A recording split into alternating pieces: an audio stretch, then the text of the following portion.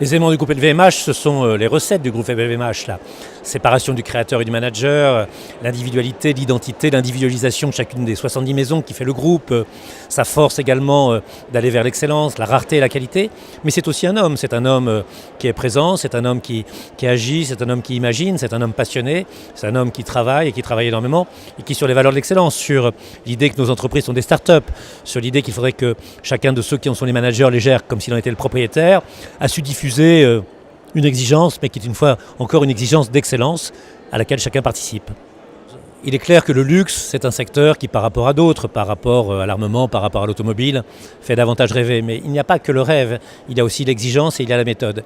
Et je crois que être leader, être le numéro un, faire la course en avant, donner les idées, donner les nouveaux produits, amener les nouveaux créateurs, c'est quelque chose qui est évidemment puissamment mobilisateur pour des étudiants, pour des élèves d'école.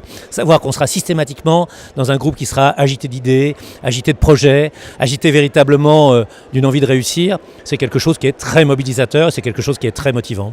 Je ne sais pas s'il y a un seul luxe, un empire du luxe. Je sais qu'il y a les cosmétiques, il y a les parfums, qu'il y a les vins spiritueux, la mode et la maroquinerie, les montres et la joaillerie, d'autres secteurs, la distribution.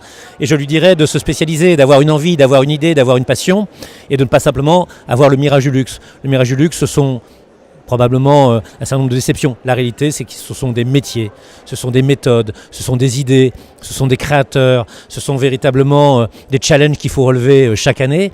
Et je pense qu'il faut avoir cette vision qui est une vision qui n'exclut pas le rêve. Le rêve fait partie de notre métier, mais qui est aussi de savoir que c'est un vrai métier, une vraie industrie, une vraie économie, et qu'on n'est pas leader par hasard. On est leader par hasard parce qu'il y a derrière à la fois beaucoup d'intelligence et beaucoup de travail.